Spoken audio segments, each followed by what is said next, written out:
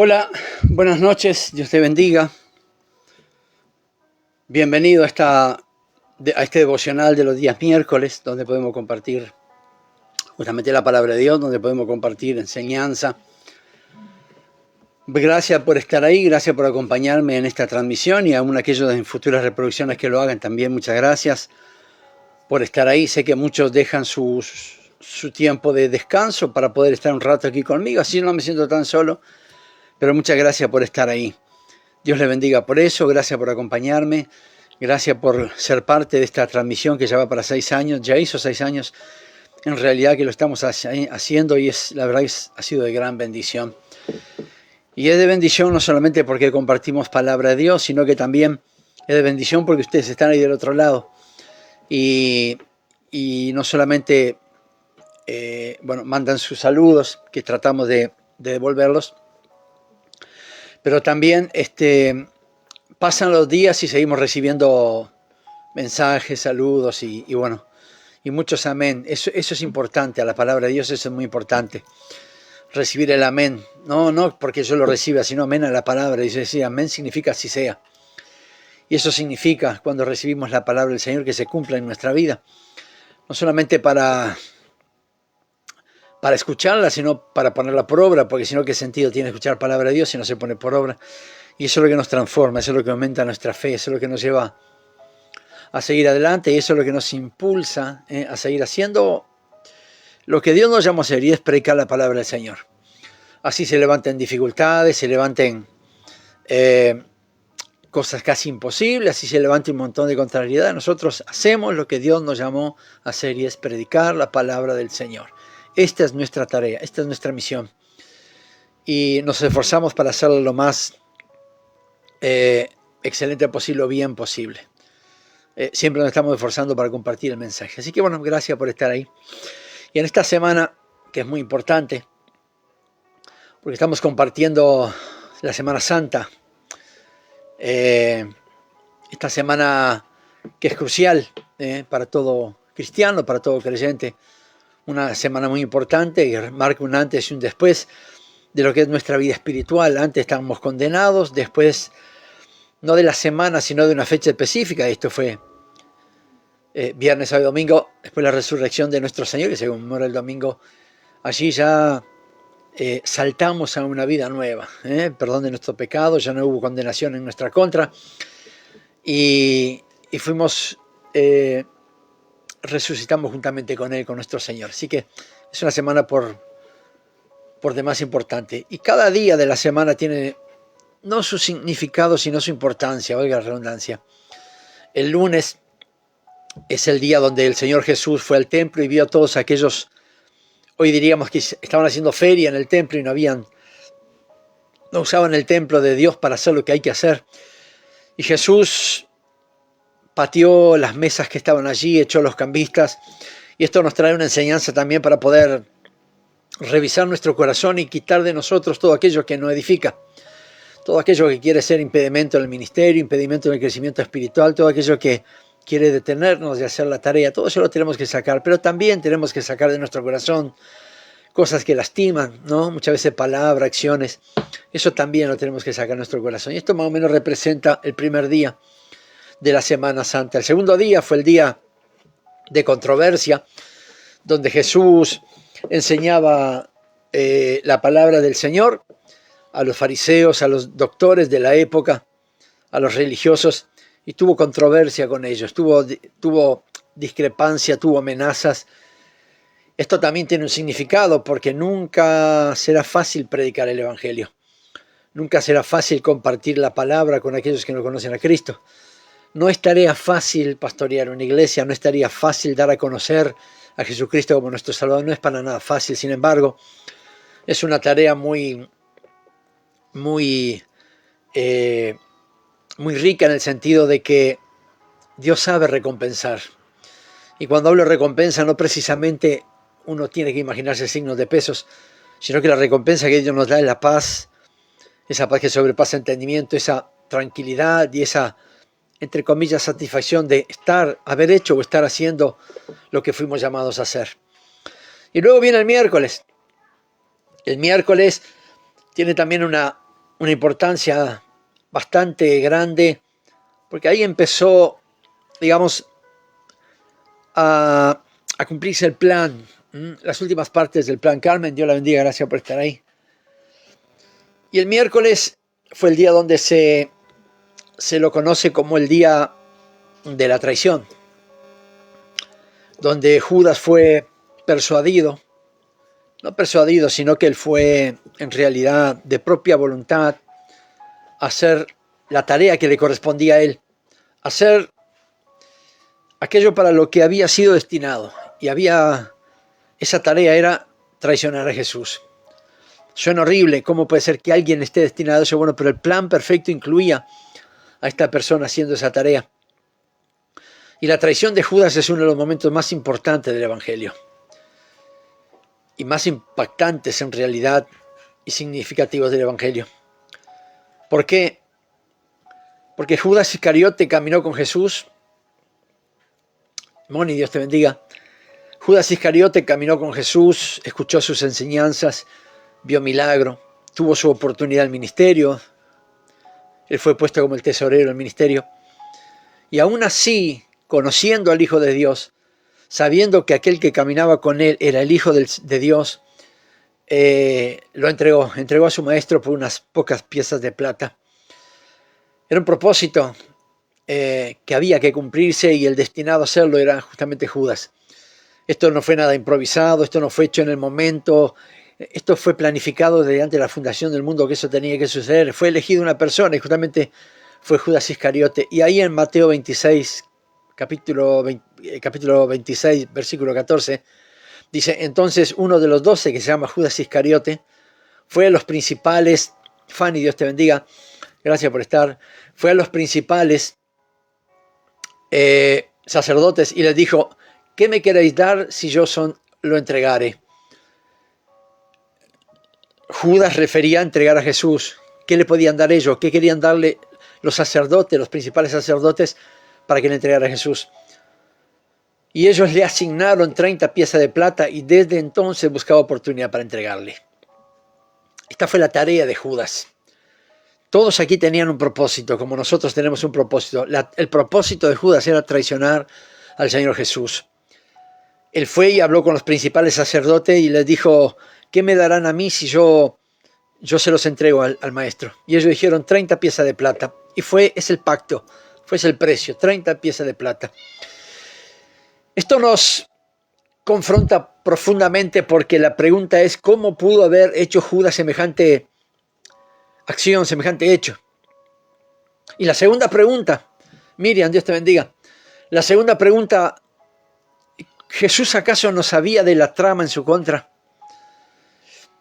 La respuesta a la segunda pregunta sí es simple. Jesús sabía, lo tenía claro. Eso era parte de un plan que fue diseñado desde antes de la fundación del mundo, que eso tenía que suceder en ese día. Y la otra respuesta, la respuesta a la primera pregunta: ¿cómo pudo haber hecho Judas esa acción? Y aquí hay una enseñanza, en realidad varias enseñanzas. Una de ellas es que ninguna caída es de golpe, sino que se producen por una sucesión de hechos, que en el caso de Judas fueron varios. Y esto es lo que quiero repasar en unos pocos minutos. Que ninguna caída es de golpe, sino que esto lo llevó a una cosa y a otra, y lo llevó a una sucesión de eventos que lo llevaron a cumplir ese plan. Y estas dos preguntas que hicimos hace un momento tienen su respuesta. Jesús sabía lo que le iba a pasar, y Judas lo que hizo fue hacer la tarea que tenía que hacer porque estaba en su corazón, pero eso no fue de golpe, eso fue una sucesión de hechos que lo llevó hasta el fin. El primer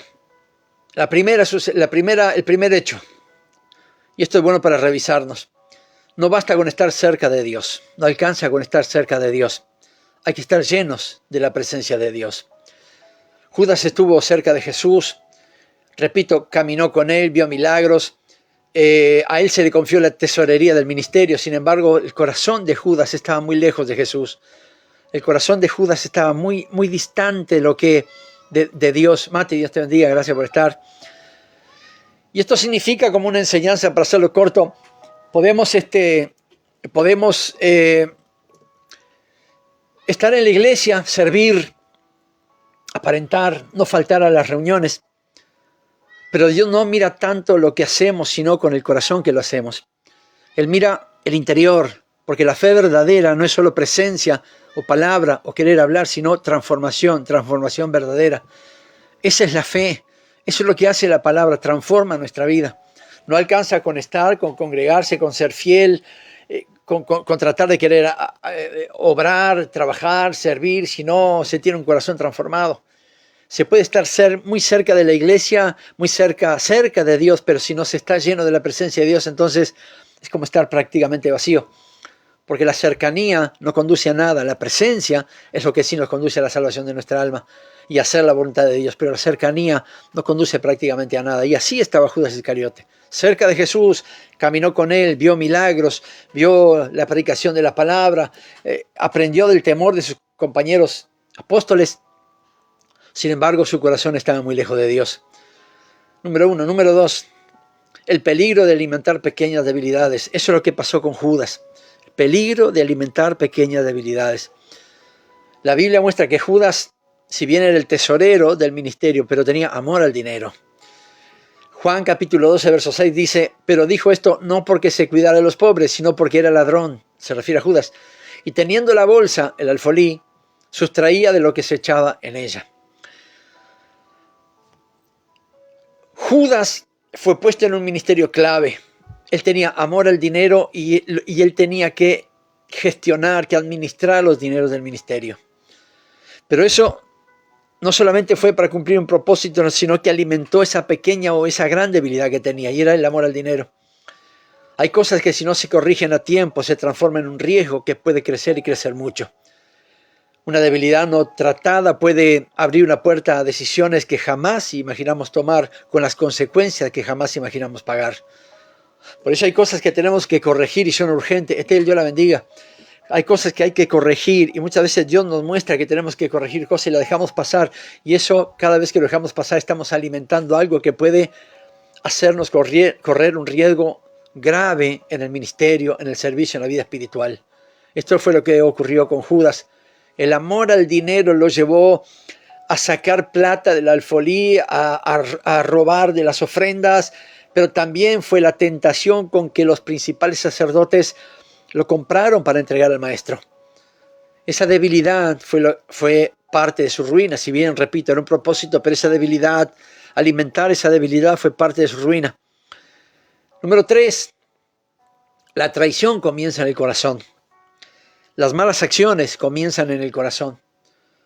Por eso la palabra dice, por sobre toda cosa guardada, guarda tu corazón porque de él mana la vida. Lo que tenemos que guardar es nuestro corazón y cuando lo guardamos, guardar de las cosas que pueden perjudicar nuestra vida espiritual, guardar de las cosas que pueden destruirnos espiritualmente, aquello que nos puede hacer decaer en la oración, en la búsqueda, en la lectura de la palabra, caer de la fe.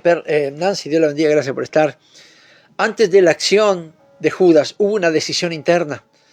Él vio aquello que lo atrapaba y era el amor al dinero y tomó la decisión de caer en esa falta, de por 30 piezas de plata entregar nada más y nada menos que al Hijo de Dios, a su Maestro, a nuestro Jesús. Fue lo que hizo, porque eso antes de esa acción, antes de entregarlo en su corazón estaba el obrar de esa forma. En el corazón estaba esa intención de complacer al hombre traicionando a su propio Maestro. Nadie cae de un momento a otro, en absoluto. Es como aquello de que nadie puede decir pequé y no sabía. Si conocemos a Cristo, sabemos cuál es el pecado. Si no conocíamos a Cristo, no tendríamos la obligación de conocer pecado. Capaz que pecábamos y para nosotros era normal. Pero cuando conocimos a Jesús, conocimos la palabra, supimos diferenciar qué es lo bueno y qué es el malo. Qué es cuando obramos bien y qué es el pecado. Y sabemos diferenciar. Y ninguna caída es de golpe. Y nadie puede decir, pastor, conociendo a Cristo, pequé y no sabía que podía pecar, no sabía que lo que estaba haciendo era pecado. No, eso no puede ser un argumento. Eso no tiene que existir en la vida de un creyente. Si usted peca, sabe que lo que está haciendo está mal, porque conoce y sabe de la voluntad de Dios. Esto fue lo que pasó a Judas antes de la acción de la traición y de vender a su maestro. Entiéndase bien, vender por pocas piezas de plata. Él ya tenía esa decisión de hacerlo porque en su corazón estaba el hacerlo. Por eso debemos cuidar lo que pensamos, nuestras motivaciones, nuestras actitudes del día. Tenemos que ir a Jesús siempre para revisar en nuestro corazón si lo que estamos haciendo, lo que estamos pensando o lo que estamos tomando como motivación para nosotros está correcto. Porque tenemos algo que se llama Espíritu Santo y es Él que nos va a guiar a toda verdad, dice la Escritura. Y cuando estamos haciendo algo mal, el Espíritu Santo es el primero en prender sus luces rojas y avisarnos que lo que estamos haciendo no va con la voluntad o no va de la forma que puede agradar a Dios. Entonces tenemos que saber qué es lo que está mal, porque el Espíritu Santo nos dice. Y tenemos que saber qué es lo que está bien y profundizar en eso. Por eso nadie cae de golpe, nadie cae de un día para el otro, porque es una secuencia de cuestiones que lo va llevando a pecar, a descuidar la oración, a abrir su corazón a lo que no edifica, seguir insistiendo en algo que Dios ya le ha dicho, quiero que pares aquí, y el fin de eso es la caída, el fin de eso es el pecado, el fin de eso es hacer todo aquello que va contra la voluntad de Dios.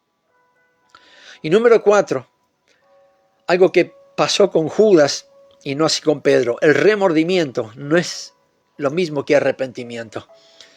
Judas sintió culpa. Pedro, cuando negó al Señor 3 veces, también sintió culpa. Pero se lo expuso delante de Jesús. Le pidió perdón al Señor.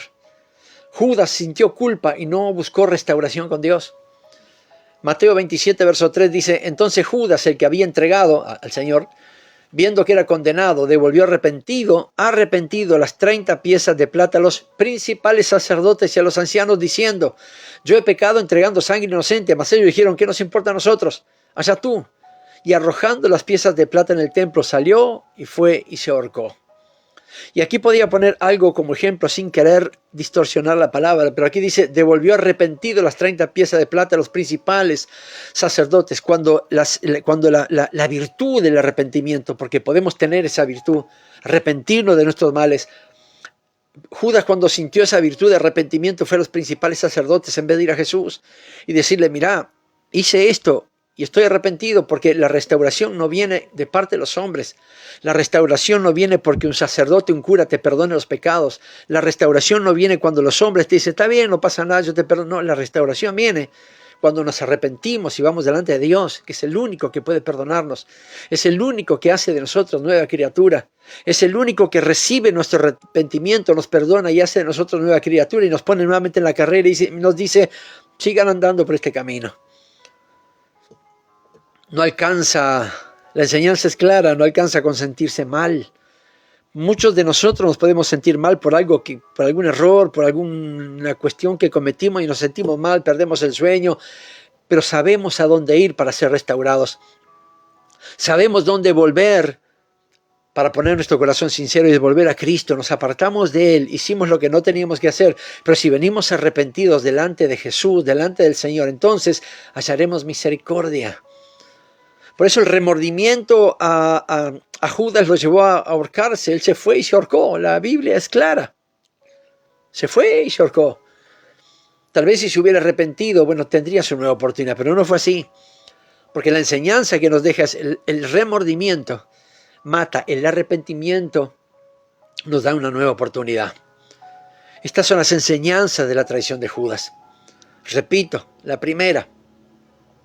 No basta con estar cerca de Dios, hay que estar lleno de su presencia. La segunda, hay peligro en alimentar las pequeñas debilidades. La tercera, la traición, o sea, las acciones malas comienzan en el corazón. Y la cuarta, el remordimiento no es lo mismo que el arrepentimiento.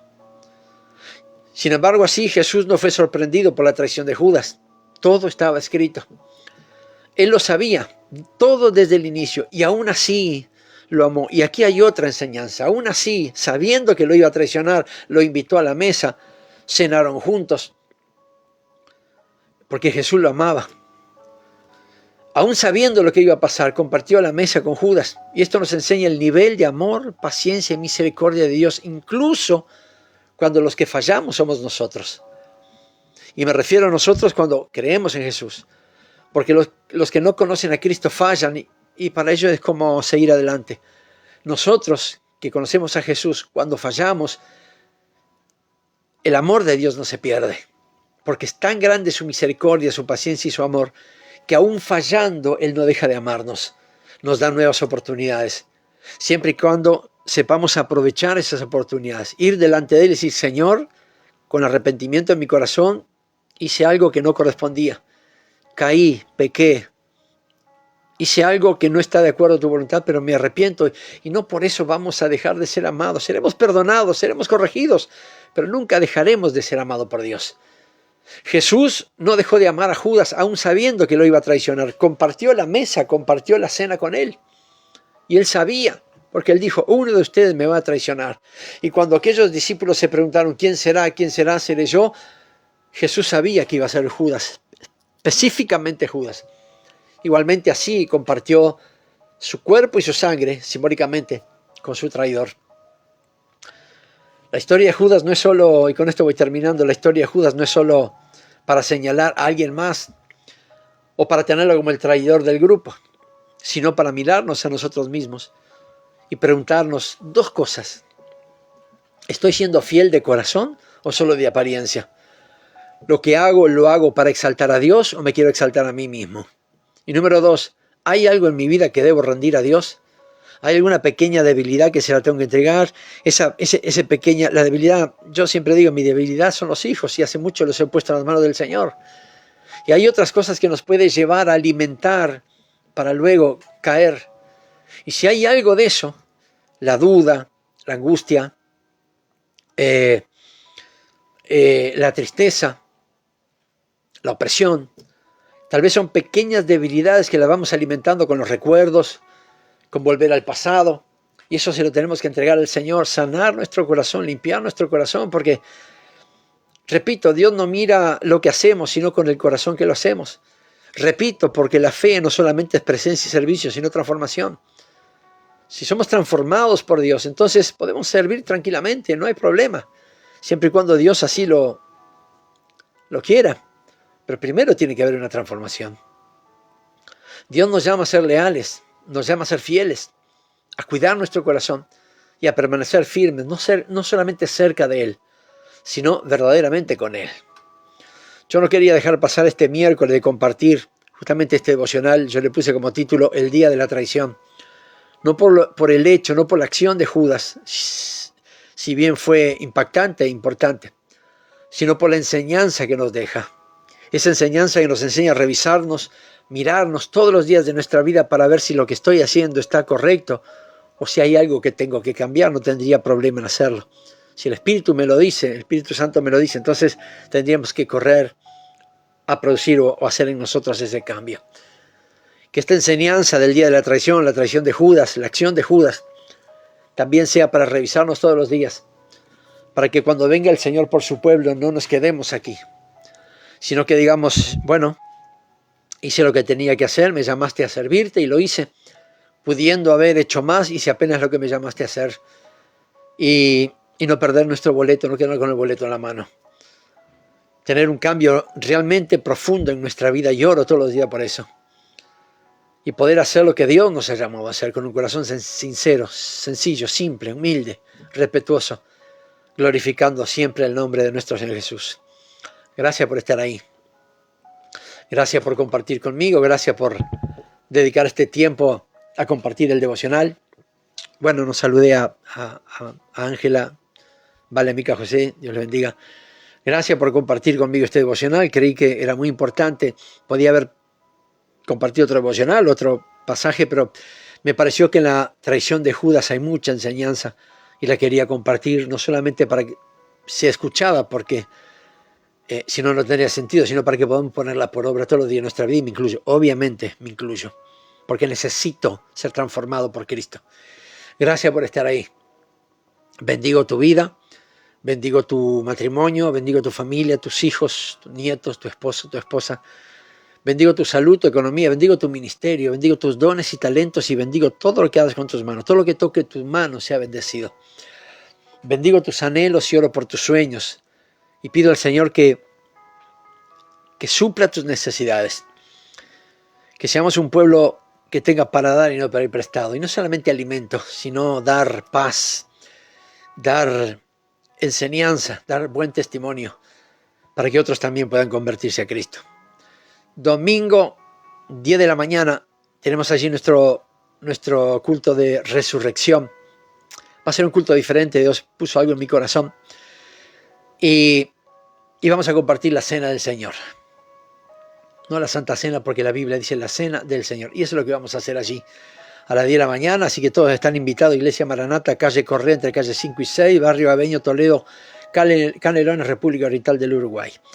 Y si en futuras reproducciones o aquí mismo no conoces al Señor o lo conoces y te has apartado, yo te invito a hacer una oración conmigo siempre y cuando quieras, porque esto no es por imposición, sino por voluntad propia.